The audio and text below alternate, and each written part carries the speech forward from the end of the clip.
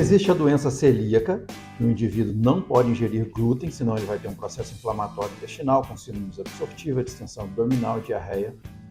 Existe a intolerância não celíaca ao glúten e existem indivíduos que atribuem seus sintomas gastrointestinais à ingestão do glúten.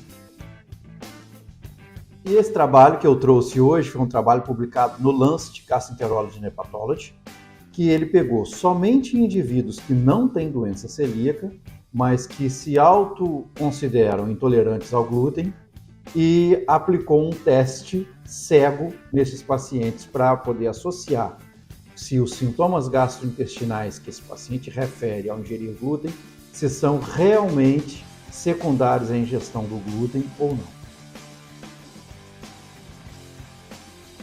Os participantes desse trabalho foram randomizados e foram colocados num trabalho duplo cego. Duplo cego com glúten é complicado, não é? Mas foi sim. Duplo cego, duplo simulado. Esses pacientes recebiam o pão com glúten e outros recebiam o pão sem glúten. Tudo testado antes para que tivesse a mesma textura, para que tivesse a mesma aparência, para que tivesse o mesmo gosto, muito semelhante, de maneira que a pessoa não conseguiria diferenciar ali pelo aspecto físico e pelo gosto, pela textura, qual era o pão com glúten, qual era o pão sem glúten. As outras refeições não tinham glúten, o almoço não tinha glúten. O café da manhã sim, o lanche da tarde sim, mas o almoço não. E foram 83 pacientes de idades variadas, de 17 a 70 anos. E eles foram divididos em 4 grupos. E esses grupos foram divididos assim: expectativa de ingestão de glúten e ingestão real, ingestão de fato de glúten. Então olha só como ficaram esses 4 grupos. O primeiro grupo, o indivíduo tinha a expectativa de que ia ingerir glúten, ou seja, ele achava que ele ia comer glúten. E na realidade ele comeu sim glúten, ele recebeu o pão com glúten. O segundo grupo, expectativa de ingerir glúten, que eles chamavam de E positivo. Ele achava que ele ia ingerir o alimento com glúten. Mas ele é G negativo, ou seja, glúten negativo. Ele recebeu o pão sem o glúten, mas ele achava que ele estava comendo glúten. Mas o pão dele não tinha glúten, só que ele não sabia disso, é duplo cego. O terceiro grupo, expectativa negativa, E negativo, ou seja, ele achava que ele não ia receber o pão com glúten, mas eles davam o pão com glúten para esse paciente. Então ele achava que não estava comendo glúten, mas estava comendo glúten, sem saber, porque é duplo cego. E o quarto grupo é o E negativo e G negativo. O que é isso? É expectativa negativa. Ele achava que ele não ia receber o alimento com glúten e ele realmente recebia o alimento sem glúten. Então, os 4 grupos. E positivo, G positivo, achava que ia comer glúten e comia glúten. E positivo, G negativo, achava que ia comer glúten e não comia glúten. E negativo, G positivo, achava que não ia comer glúten, mas comia. E o E negativo e G negativo, achava que não ia comer glúten e não comia de fato. E os resultados vocês vão acompanhando comigo aí nessa tabela do lado. Vai ouvindo o que eu estou falando e vai olhando para essa tabela aí do lado para vocês poderem entender muito bem isso aí. Aí eu coloquei esse, expectativa, que é o paciente que achava ou não achava que ia comer glúten, e glúten, que é se ele recebeu de fato o glúten ou não. Então vamos analisar aí o primeiro grupo. O grupo que achava que ia comer glúten e de fato ingeria o glúten. Ele teve um score de sintomas mais alto. Esse score de sintomas é um score analógico visual validado para sintomas gastrointestinais. Esse score vai até 30 pontos.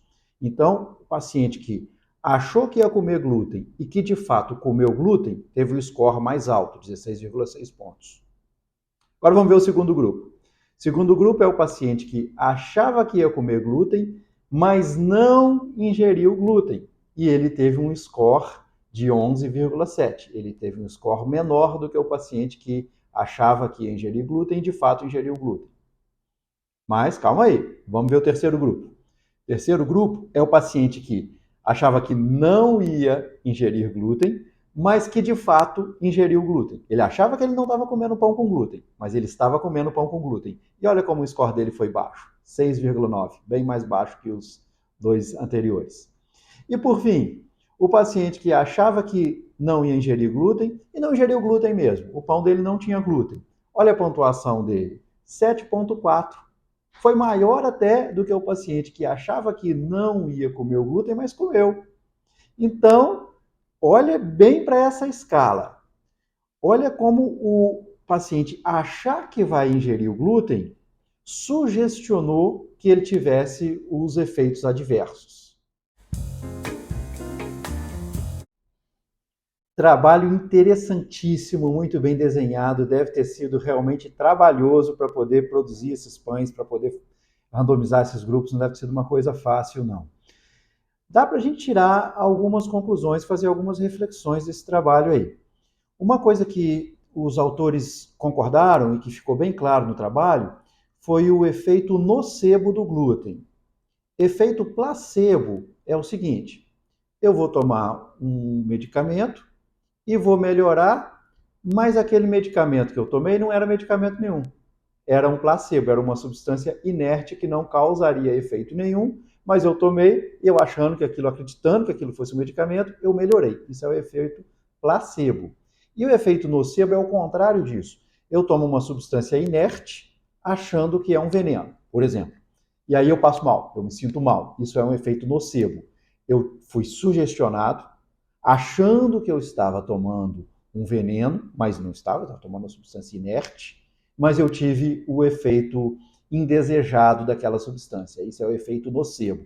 Então ficou muito claro nesse trabalho o efeito nocebo do glúten nesse grupo de pacientes. E o interessante é que são pacientes que têm investigação negativa para a doença celíaca, foi afastada a doença celíaca em todos esses pacientes, mas eles referiam sintomas nas próximas 8 horas após a ingestão de glúten. E quando eles tiravam o glúten da dieta, eles melhoravam esses sintomas. E esses pacientes foram randomizados aí nesses 4 grupos. E muitos deles receberam glúten e não tiveram sintoma nenhum, porque achavam que não estavam tomando glúten.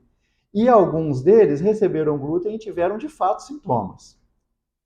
Mas observem, aqueles que achavam que não estavam ingerindo glúten, mas que ingeriram glúten, tiveram muito menos sintomas do que aqueles que acharam que estavam ingerindo glúten, mas não ingeriram glúten. Então ficou muito claro o efeito nocebo. Não afasta, de maneira alguma, não é o que eu estou dizendo aqui, não afasta que alguns desses pacientes tenham realmente a tolerância não celíaca ao glúten. Isso pode ter acontecido sim nesse trabalho. Isso não ficou claro, os autores colocam isso na conclusão. Isso não ficou claro se alguns desses pacientes têm intolerância não celíaca ao glúten. O que ficou muito claro foi o efeito nocebo do glúten. Então, aplicando na nossa prática clínica, aquele paciente que chega para a gente e fala, doutor, eu tirei todo o glúten e melhorei. É possível que tenha melhorado, sim, por efeito nocebo do glúten. E tem uma outra coisa, quando o indivíduo tira todo o glúten da sua dieta, naturalmente ele vai comer menos alimentos que vão causar sintomas, ele vai comer menos bobagem, vai comer menos porcaria, porque ele tirou o glúten que faz parte de grande parte desses alimentos que têm um efeito negativo nos sintomas gastrointestinais. Então esse trabalho foi muito bacana, muito bem desenhado e mostrou aí sim que os indivíduos podem ter sintomas gastrointestinais relacionados ao glúten por efeito nocebo e não por intolerância ao glúten.